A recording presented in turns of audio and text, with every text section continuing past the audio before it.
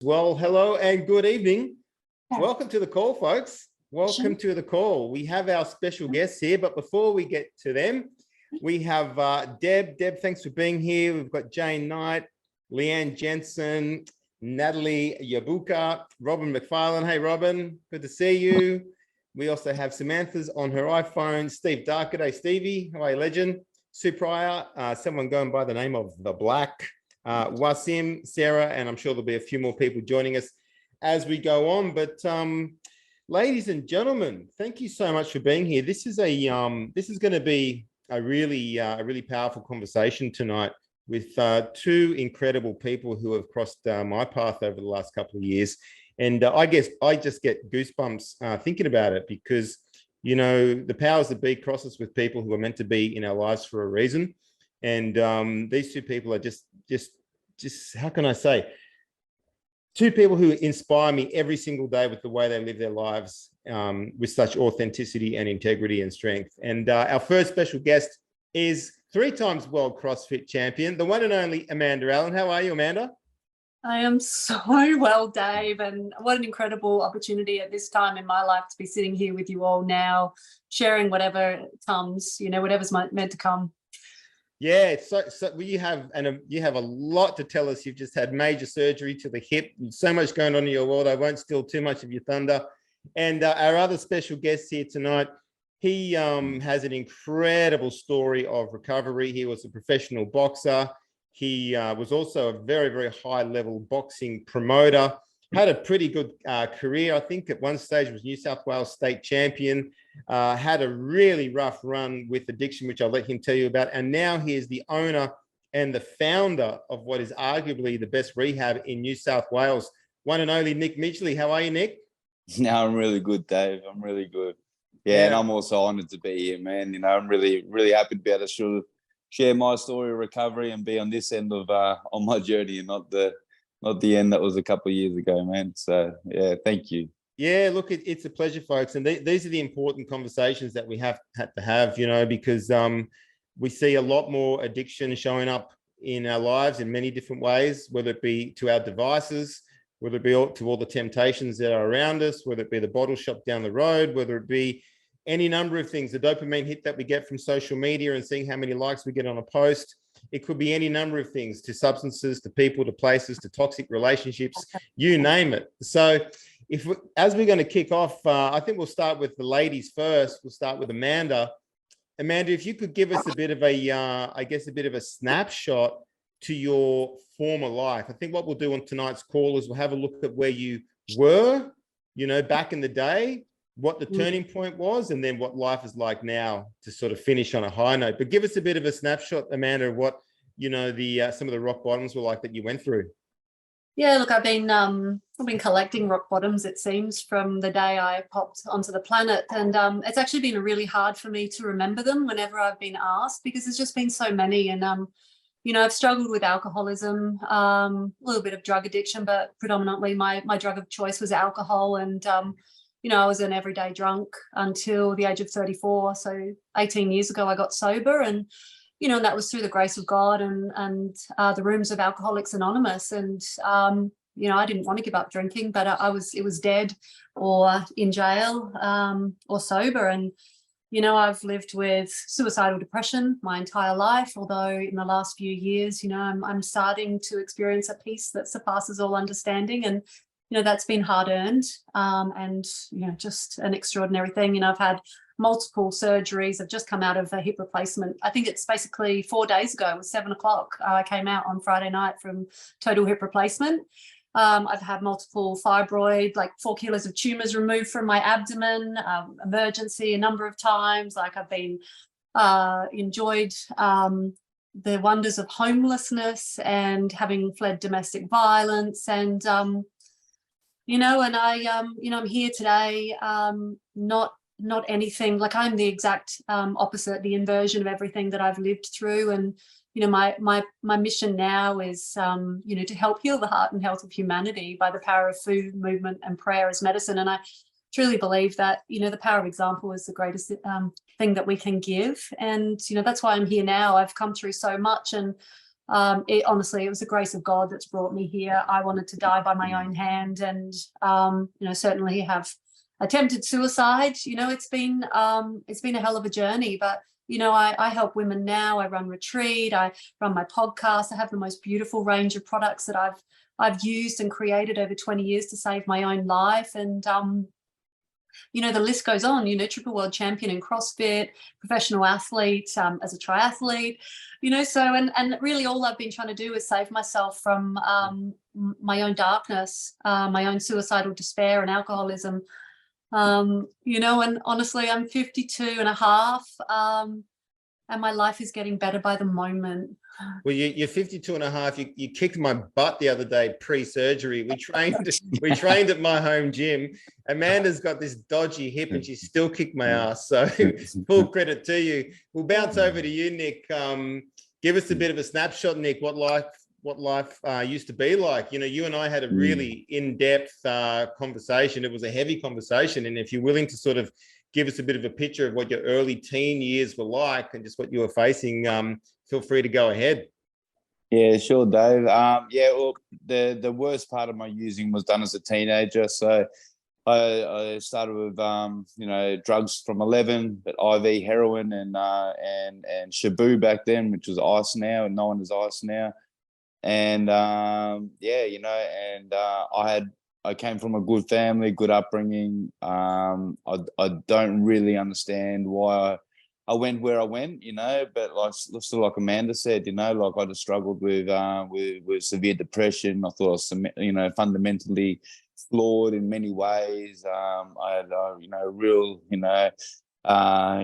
emotional, I had no emotional intelligence, and I was really confused. And drugs took me to teenage homelessness at times. My mum kicked me out, and my dad not long after. I got a one-way ticket over to Sicily at 17 to try to get my sort of, my first attempt at getting clean. And since then, it's just been, it's been just multiple different efforts to try to get clean, multiple different approaches, until my most recent approach, I took a real spiritual path, and not at all religious in any way, but I found a really beautiful spiritual way to live, which is just harmonizing myself with all the laws of, the laws of the universe, the laws of nature, the laws of attraction, the laws of attachment, and understanding how to sort of work and live in a way that I'm not in conflict with myself and other people, and it really saved my life, and I've got a really beautiful life today. And sort of again, like Amanda said, I feel really called to be able to share this with other people, and and I do that as a drug and alcohol mentor or coach, and also run my own drug and alcohol rehab. And so I've got purpose in my life again. So as long as I've got purpose and I'm doing a bit of service, and I don't use, I stay clean. It's a powerful story, both of you, and everyone on the call. Please feel free to ask questions, put your hand up, put a comment in the chat, because there's not many people out there that you meet these days who truly walk their talk. And Nick and Amanda really are two such people. And Amanda, if I can bounce back to you, it's been a long time now since you've had a drink, and you've mentioned that movement has become your one of your real medicines, and I think it's very similar for yourself as well, Nick. But tell us a bit more, Amanda, about your movement journey, your strength and conditioning journey, how that's helped with your anxiety, your depression, the healing of your spirit, and your physical strength is a testament to your spiritual strength and the strength of your character. So share with us a little bit, about the 3 world titles, and I guess that movement is medicine journey. Yeah, look, I think, from as early as I can remember, I've been desperately uncomfortable inside of my own skin. I'd be the third wheel. I wouldn't know what to say at school to anybody. I couldn't get my clothes right. I literally collected evidence against myself forever. And the burden of that was just so immense. But the one thing that I found that would give me relief, and that was before I found alcohol, was movement. I didn't have to talk to anybody when I was running or chasing a ball. And strangely enough, I was actually naturally very good. And, just so immensely driven, and driven actually by fear, driven away from my pain, driven to find any kind of relief whatsoever. And, look, I started drinking at 14. In fact, I was drunk at my own christening as a little girl, toddling around in a little white dress, could barely walk. But wait a minute. You were drunk at your own how old were you? It's a comedy, really, my life. I was wandering around to all the adults at my christening asking for a sip, please sip. And adults gave me those sips.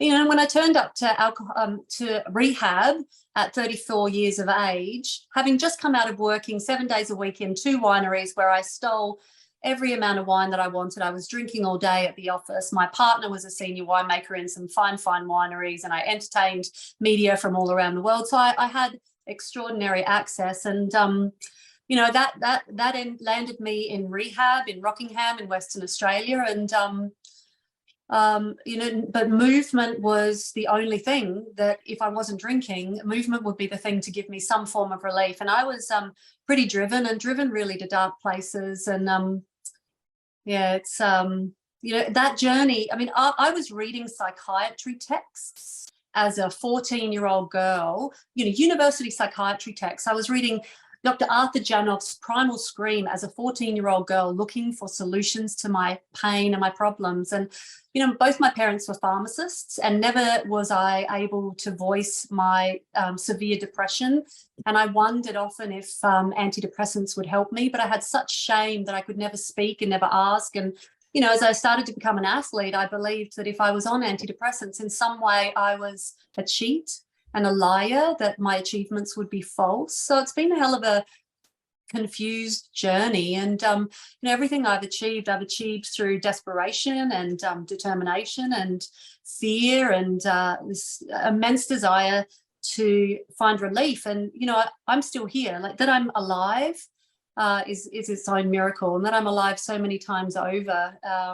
But, through my homelessness, when COVID hit and I'd left a domestic violence situation, the only thing I could do was move. I hid in my van, I hid in plain sight with such fear with the world the way it was in the early days of lockdown. And I had little bands that I took into nature.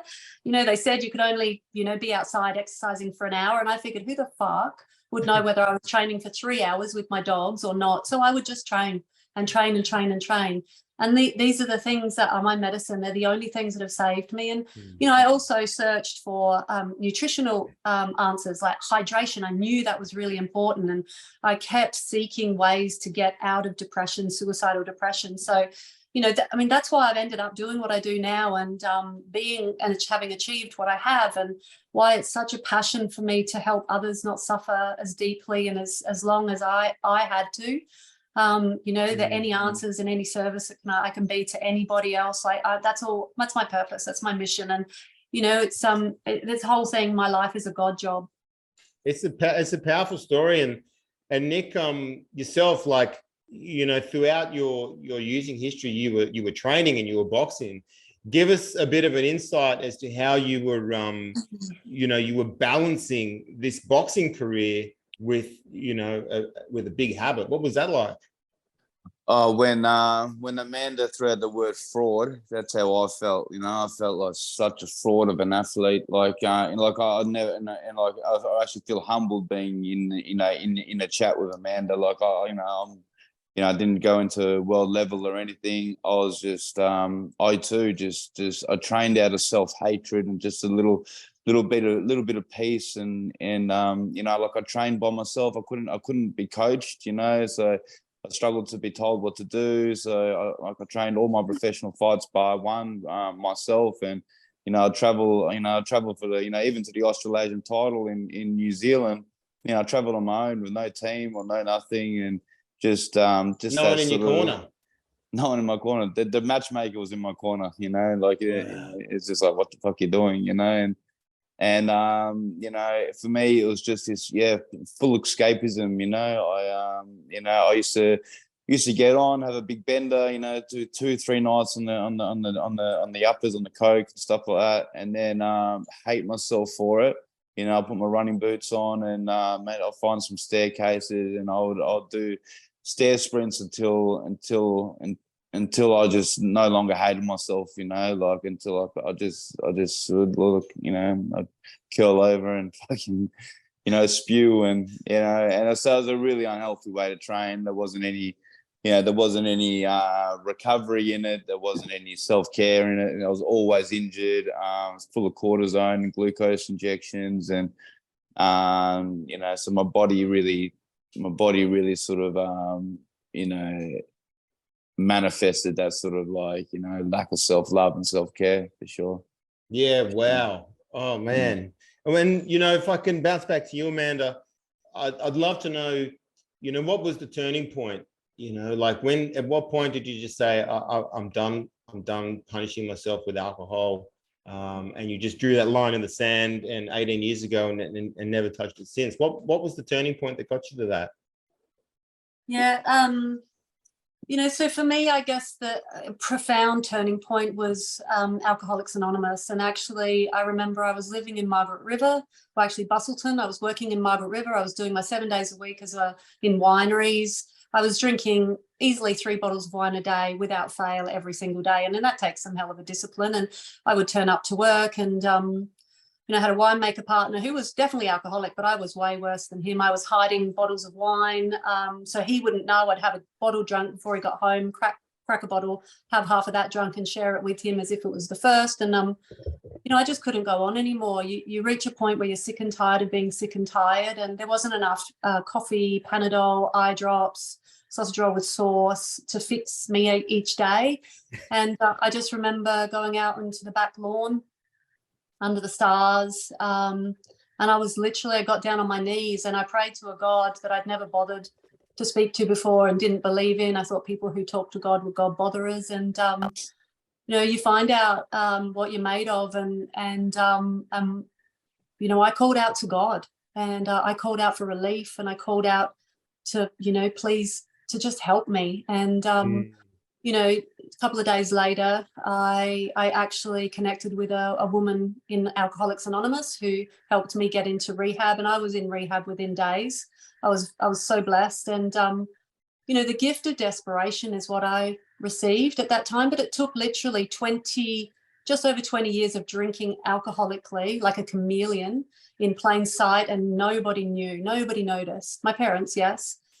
But I got to AA, I got to rehab, and I was willing to do whatever it took to get sober, whatever it took. And I tell you, until you reach that point, it's a tough battle. But I sat in the meetings. I did 2 meetings a day. I did 5 weeks of rehab. That's pretty quick. They kicked me out because I drank 1 drink and I admitted it. But I stayed sober from that day forward, and I got home. I got on a personal support program. You can't even imagine the counseling I've done over my lifetime. That was before AA. You know, I've done, you name it, whatever religion, whatever culture, I've probably done it. But AA helped me. I found a God. I worked the steps. I got a sponsor, and the 12 promises of Alcoholics Anonymous began to come true in my life. But I ate myself stupid with packets of mint slice, packets of lolly snakes. You know, like you sit at an AA meeting and there's all the chocolate biscuits, and I'll be the alcoholic who eats them all.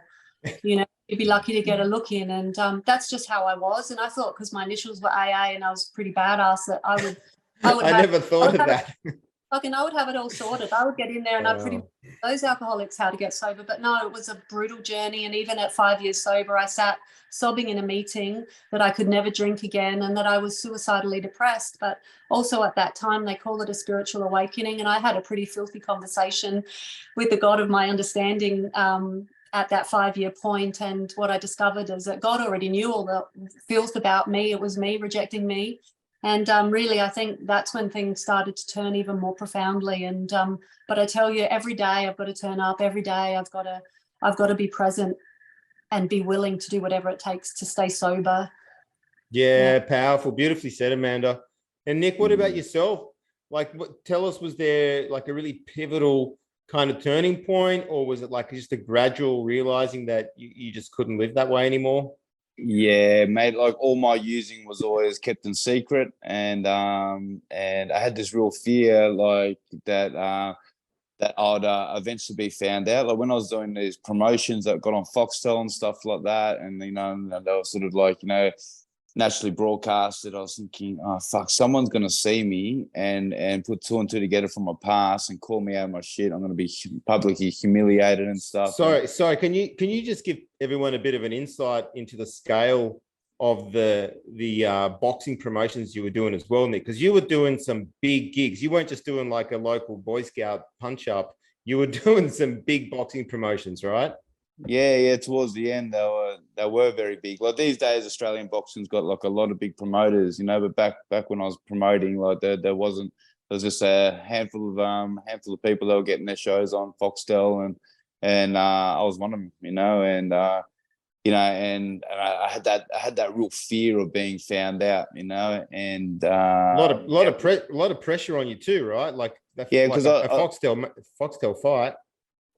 Yeah. A lot of pressure, and not as much as like trying to uphold the fact that I was a personal trainer, a gym owner, like I was an advocate for like fitness for young kids, like the community in Kingscliff, like they knew me as like the guy that would take the kids out of all the the youth shelters out of like Cabarita and Tweed and train the kids and stuff, and I thought if I got found out for doing what I was doing, like all my reputation would just be fucked, And back then, when you got low self-esteem, like I did have that then, your image was everything, And that eventually happened. I had a couple of heroin overdoses, ended up like in psychosis, and and when I went to rehab, rumors were going around because my wife had kicked me out. I really hurt my wife, which is she's a beautiful woman, and that was a real turning point for me. I never wanted to hurt anyone again like that.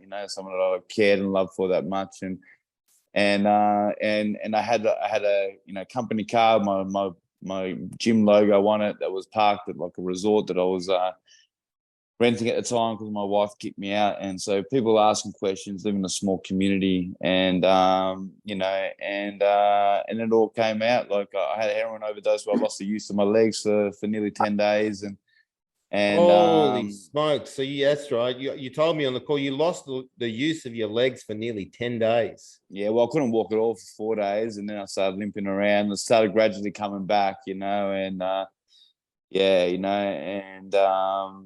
so all these rumors were going around. So I thought, the first time ever, I thought I'm just going to come clean because I'd rather people talk and gossip about the actual truth of what's happened rather than have all these fucking different stories. And so I thought at the time, in heavy psychosis after not sleeping for 2 weeks, and the day I got into rehab, I thought that's what I'd do.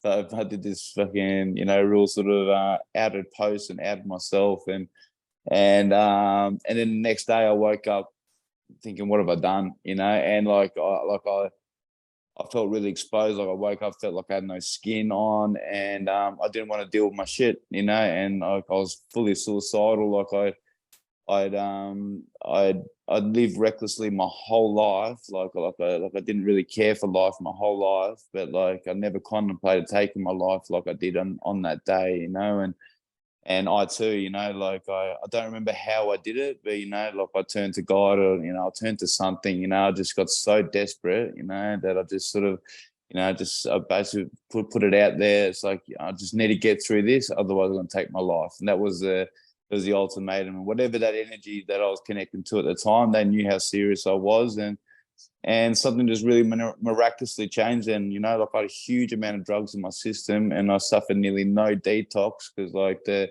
mental obsession, compulsion to use just got completely taken away from me. It's like I never thought about putting a drug or a drink in my system since. And so after a couple of sweats and a couple of sort of uneasy nights, I was sort of that side was sort of taken away from me. And then these miraculous synchronicities came into my life. A Buddhist monk came into my life that mentored me and took me through a beautiful sort of spiritual path and showed me a different way to live. And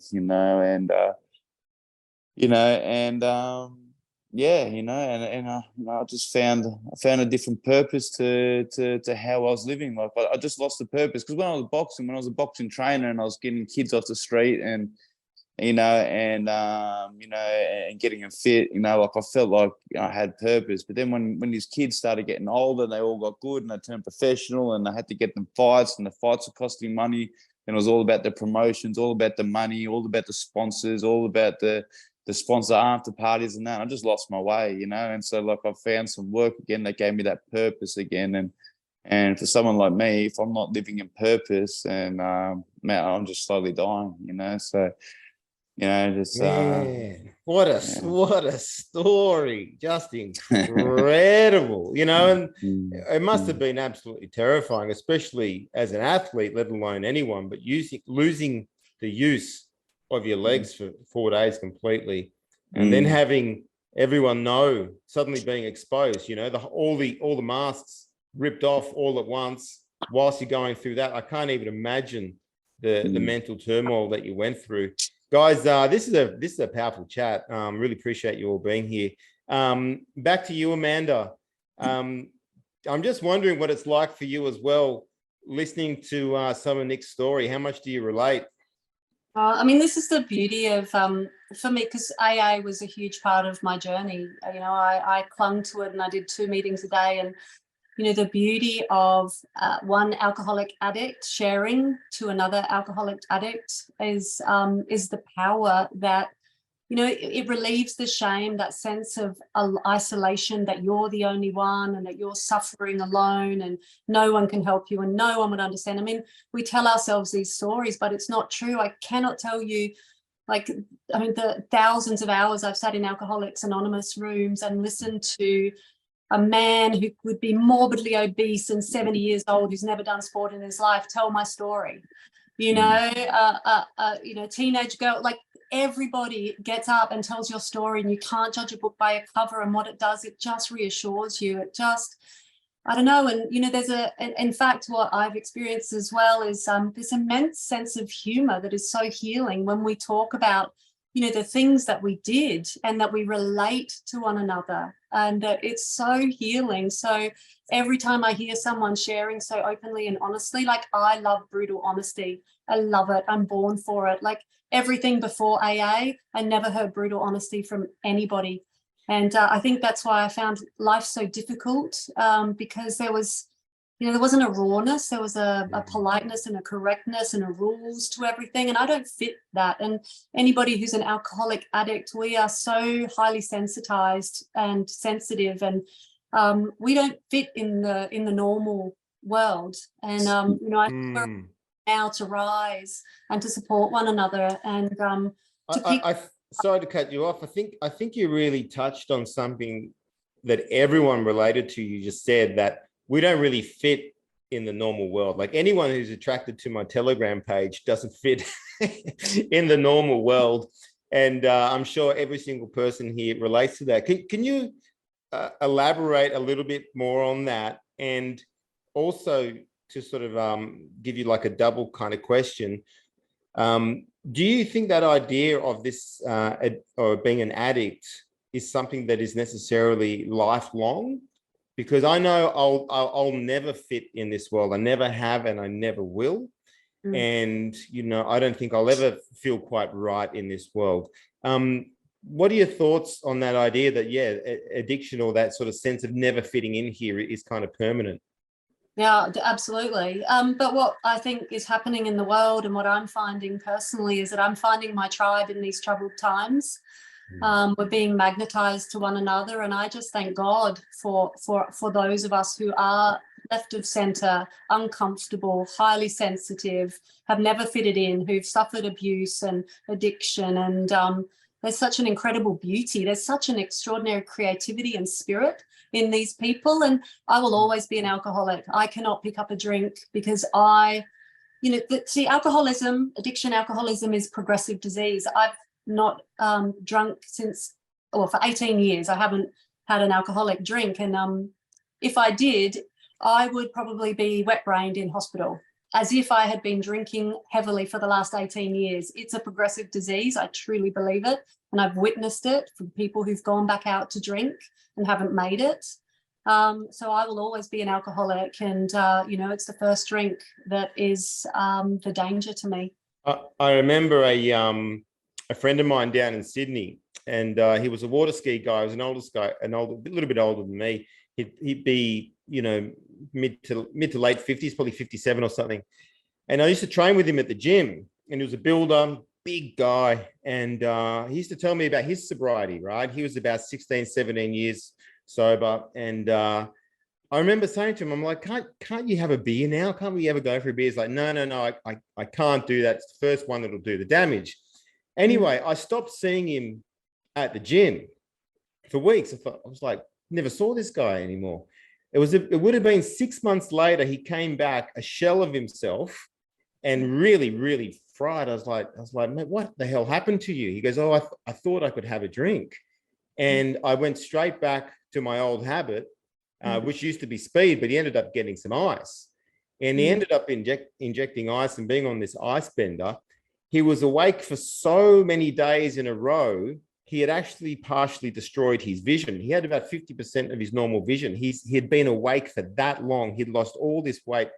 He'd permanently damaged his nervous system because he had done that much amphetamine for that many weeks in a row. And I was like, from just one, it started with one beer, and it unleashed, it destroyed everything. He lost relationships, lost businesses, lost his health, half his eyesight. I was like, wow. Is that something that you hear a lot of yourself, Nick? People who have, clean time up and then they find out that their addiction has progressed? Yeah, absolutely. But like I have a broad, a broad view on what addiction is, like I think addiction is a spectrum that we're all on, and people like myself, addiction essentially is like it's a coping mechanism or a human response to to trauma and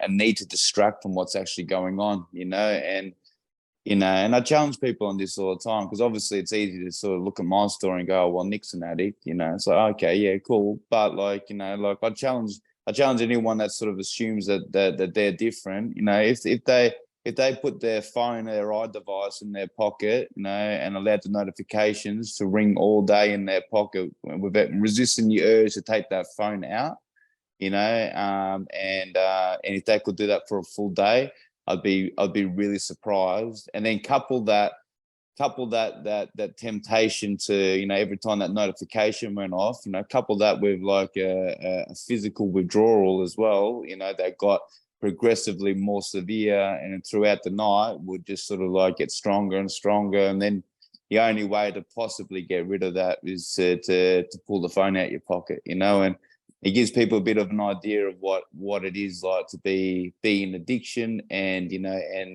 most people to some degree are distracting from stuff that's really going on in their lives to some degree with all sorts of different stuff, addiction, man.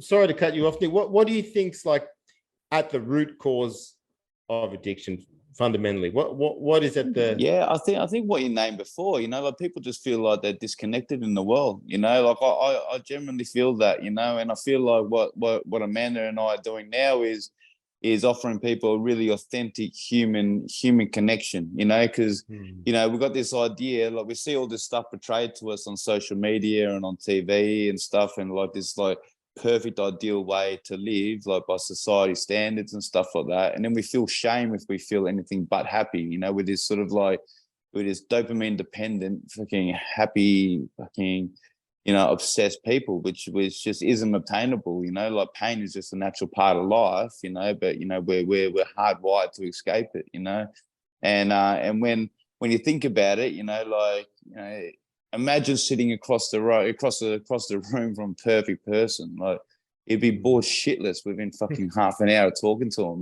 Like it's all the human flaws, all the vulnerabilities, all the shameful things that that they're done, they're open about, that they connect with. We connect with like the humanness of people. And so I believe that there's a real lack of humanness, and there's a real sort of like ego-driven consumerism, fake fucking shallow way of living that's really killing people, and particularly men, our young boys. Like, women are a lot better at holding and supporting each other than what men are, like Like I look at men, and what they're role modeling masculinity to the little boys, the male suicide rate's like 5 times higher than the females at the moment. Is that Because right? they have this fucking shitty fucking view of what masculinity is, and so this real sort of like, aggressive, controlling, loud, fucking, fake way of living, and it just disconnects them from who they really are. They get shamed for expressing their feelings and expressing who they really are, and so they get sheltered further and further away from themselves. And like Amanda will back me on this, the root of all this fucking this disease or whatever you want to call it, comes from isolation. It's just, when you're isolated and despair, that's when all the pull to all the addictions really start to like, start to really get strong.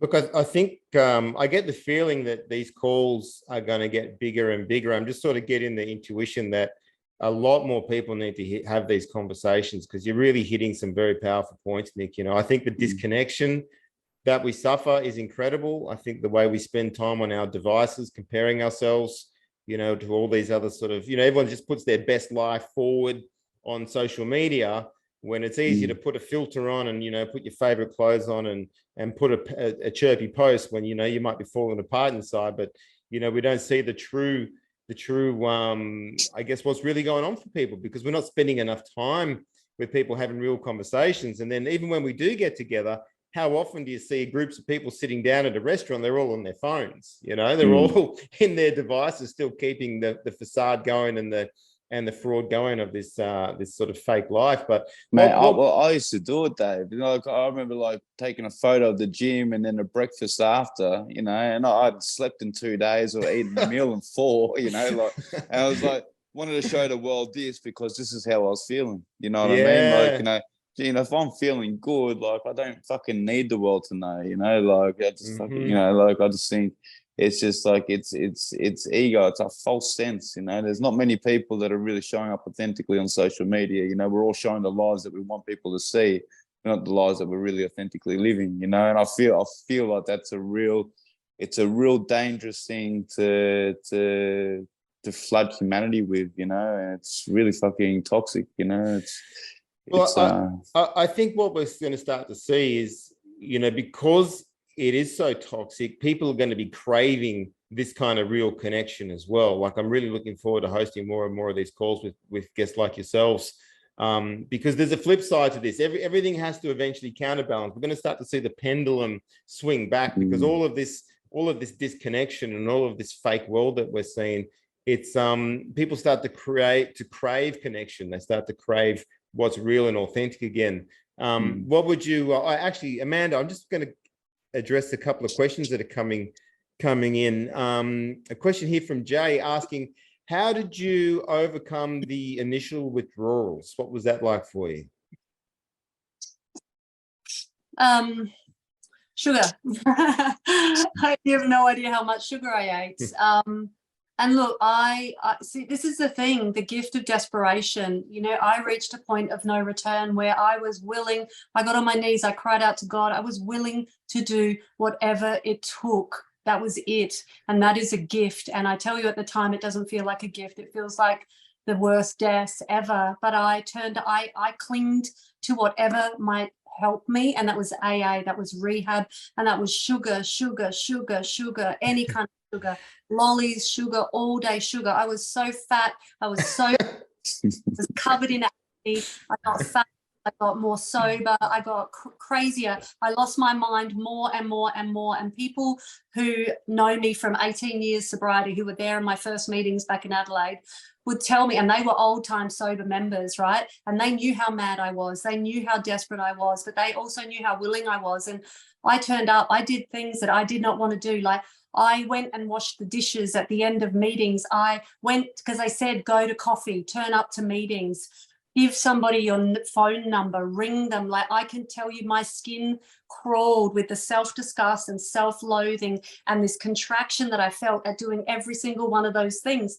But the only thing that got me through was that willingness, that desperation. Like I was willing to go to any lengths because I tried to be sober and I tried to die drinking, and I couldn't achieve any of those things alone. Wow. And you know, was and I tell you, like there's some sayings, I guess, in AA, like the serenity prayer. God grant me the serenity to accept the things I cannot change, the courage to change the things I can, and the wisdom to know the difference. And I claim that I'm probably triple world champion, having spoken those words out loud more than any other human on the planet. No doubt that is not true.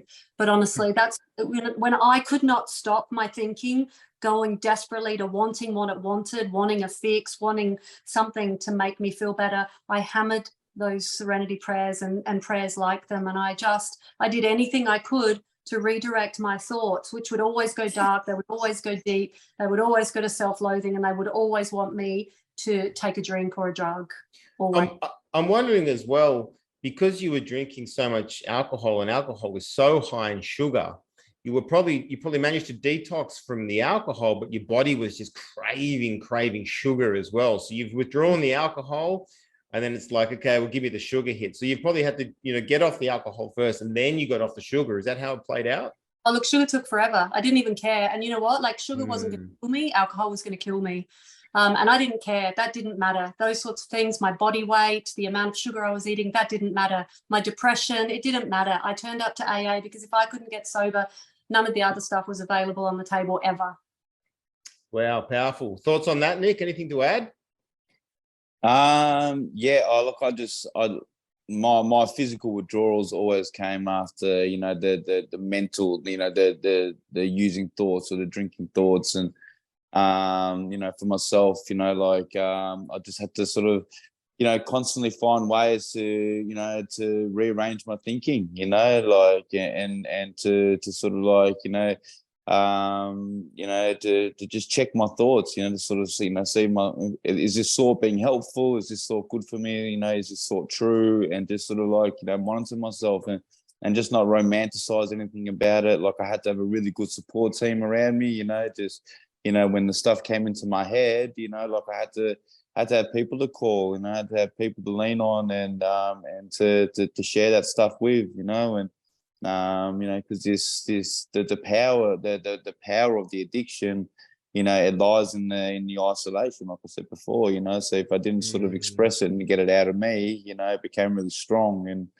So you're saying that if you weren't connecting with people and you were self-isolating, you were then more prone to picking up. Yeah, definitely. Still am, I give, this has been my coping mechanism since I was 11 years old, and so I'm living life at the moment without my coping mechanism, and so I understand I understand that I have to be really, really vigilant, I have to, I schedule out my day, we create our habits and our habits create us, and so I schedule my day with all these habitual things that I do, so I reach out to I'll write down a couple of people I'm going to reach out to every day, and that sort of energy exchange of reaching out to someone somehow comes back to me as well, so I've got this constant influx of, people checking on me all the time, now as a result. And and due to that, I just give myself, I try to give myself no sort of no little sort of foothold for this fucking, this powerful addiction to be able to sort of grab at me. Yeah, I remember a close friend of mine. He used to describe addiction for him like dancing with the gorilla. And he could I've heard this one. he could start the dance, but if he started it, he couldn't say when it would finish. The gorilla would decide when it was going to finish. Yeah. And that was a dance or sleeping with the gorilla. I had the sex with the gorilla. Yeah. Either way, the point being was that if he made that that first decision to let his guard down, whether it be people that he was around, the places that he went, what do they say? People, places, and things. You got to make those decisions to stay away from certain people, places, and things. Powerful words, Nick. This is a great call. I'm really enjoying the call, actually. Amanda, just coming back to you, I did have a couple of, we might just change tack a little bit. Also wanted to congratulate Zoe in the comments there. Zoe said 9 years sober in June this year. Well done, Zoe.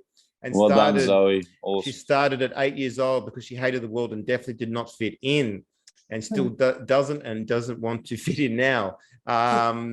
But safe souls on the healing recovery journey, showing up with truth, rawness, in grace and love. Well done, Zoe. Love your work. That's powerful. There's also another question up there somewhere for you, Amanda, and we can hear from both of you on this because you're both health and fitness professionals. Kim says, I'm interested in hearing Amanda speak about the importance of alkalinity in the body and how alcohol and coffee affects that. I'm three weeks off the coffee, she says, and she's dropped the wine. She wrote wind, but she meant wine. She said, I've dropped the wine, but not completely. Still testing very acidic. What are your thoughts on alkalinity and acidity in the body, Amanda, and how to deal with that? Yeah, look, I think I'm the girl for alkalinity. I just, that's been my journey as I got sober.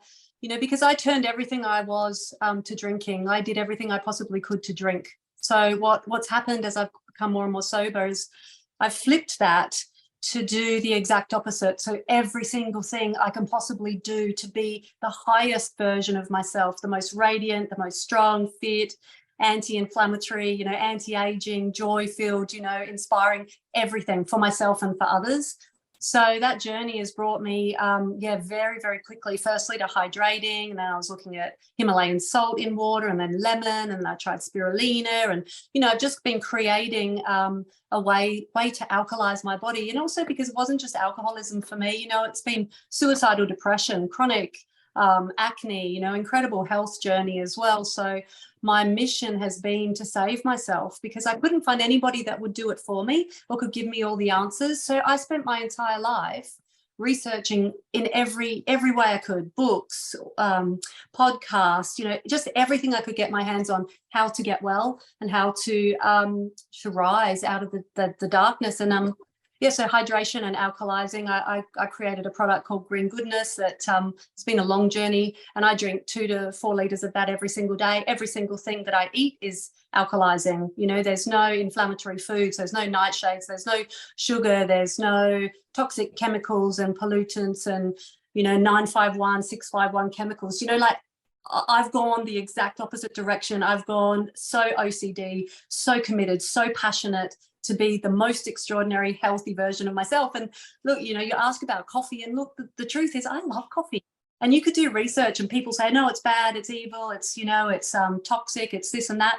But there's also a flip side to that. And, it's incredible for activating the brain, and it's beautiful at the right time to raise cortisol. And, I love coffee. So I've created something called Holy Coffee, and I have that every single morning. And I tell you, it's like, I can't wait to go to sleep so I can get up in the morning and drink that coffee. And, it's a flip on the alcoholic in me. Like I've kind of turned all of those character traits, that alcoholic, that obsessive alcoholic, I flipped it to good. And so my coffee is full of chaga mushroom and collagen and MCT and coconut and organic coffee. So I love it. But a little bit like Nick was saying, I'm pretty sure he alluded to all the routines, the disciplines, the habits that he has in his life. And I have to have structure. But I believe that, that there's freedom through discipline. So in those structures that I've put in place into every day of my life, I have immense freedom to be alive, to be creative, and to, just have all the right things at all the right moments so that I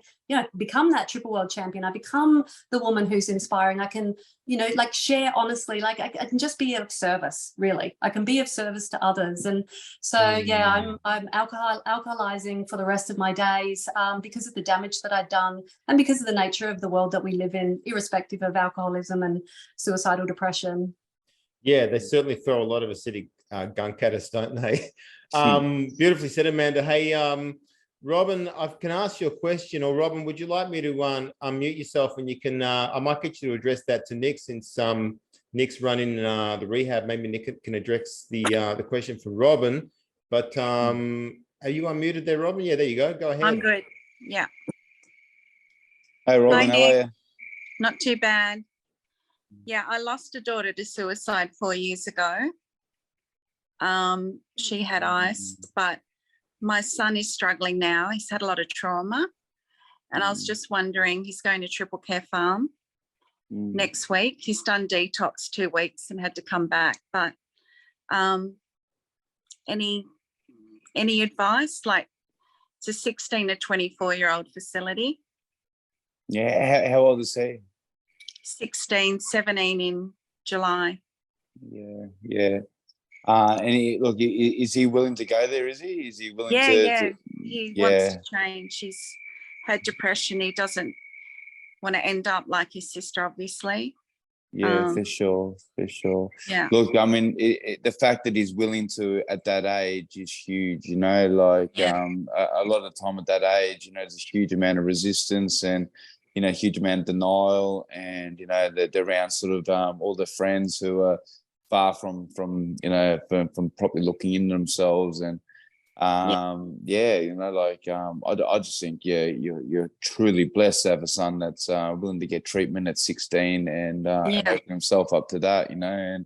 And you know, when he gets out, like I'm not sure on the rehab that he's going to, but you know, hopefully I do introduce him to a fellowship like AA or NA, and so when he gets out, like you know, because he's going to have a bit of a support group around him, because at the issue I think he's going to have at his age is there's not going to be many people that he can socialize with that won't drink and won't take drugs and stuff, and you know, but in saying that too, you know, like that is a different generational thing. Like my son now, he's put down the drugs now. He's been clean for like 3-4 months now as well. You know, he's 17, and I think there's generally the culture today of kids is like you know, it's like it's frowned upon now to like waste your life on drugs, you know, like and so, you know, back when I was a kid, it's a thing to do, you know, and so you know, I've got hope for your boy for sure. He used to box with Bob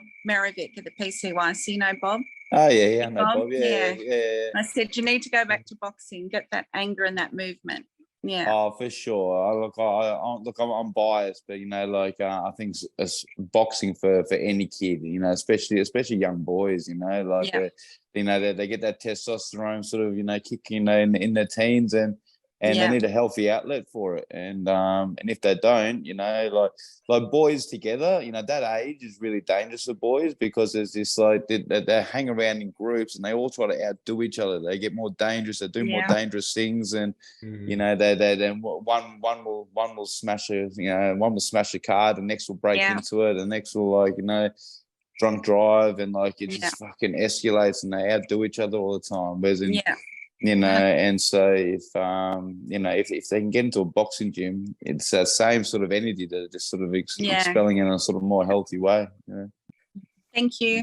Yeah, my thanks, pleasure, Nick. my pleasure. Thanks, Robin. We'll stay in touch over that for sure. And anyone else out there, please feel free to put your hand up and say hello. Amanda, any we're going to start wrapping up the call pretty soon, but any advice there to Robin and to pass on to her son Josh? Honestly, I think that what Nick said, that your son is willing. I mean, this is something that you can't do for him, that nobody can do for him. And that is the greatest blessing in your life at the moment. And I'm so sorry for your loss. I really, truly am. And, you know, your son is so blessed to have you in his life, and you can't do it for him. You know, you've got to look after yourself. You've got to be an example to him. And yeah, Nick is so right. He is willing, and he's going exactly where he needs to go. So God bless him, and yeah, never give up. Yeah, well said, guys. Well, we're going to start to wrap up the call, but please feel free to put your hand up if you've got something you want to get off your chest, if you've got something you want to ask. Don't be shy, guys, but we're going to be doing more of these calls more often. I feel like this has been a really special call. Just before we do get to the end of the chat, though, I'll just bounce back to you, Amanda. Give us an update on your surgery, how you're feeling, and what's the prognosis looking like from here? I mean, it's funny, isn't it? Us addicts and alcoholics, we are the greatest followers of pain. And, you know, I'm not, I think that's what has allowed me to achieve what I have. And, you know, like in 2016, in the month of June, I ran 1,000 kilometers to raise awareness for suicide and mental illness, because it's been such a huge part of my life and my family as well. And So it's strange that over the last 3 years, I've barely been able to take a step without, I call it exquisite pain. It's a spiritual experience. And, I've lived in denial. That can get you a long, long way. But yeah, on Friday night, I had a total hip replacement, and I've had some surgeries in the past which have been extremely traumatic. So that's what I expected of this. And it's been the complete opposite, the whole journey. I have people praying for me. I have people supporting me. I've never known such support. I've never known such levels of healing. And it's reaching into my family and the bonds that I have with my father as well. So, just that I've had a hip replacement, it doesn't even begin to touch the depths of what's actually going on. And, I'm a recovery machine. I do everything I know: alkalize, detox, nourish, fast. I train every day. I'm so prepared for what has, the surgeons know how to do surgery, and it's an extraordinary feat what they do. And, this is the right time in history for me to be having this surgery as well. And I'm virtually skipping around the house. I mean, I'm on all the appropriate pain medications, and I'm not worried about that as an addict, alcoholic. I know what to take, when to take it, and I trust myself in all of this. But I'm recovering, and I cannot even begin to imagine what's ahead for me. It's the greatest blessing of my life yet.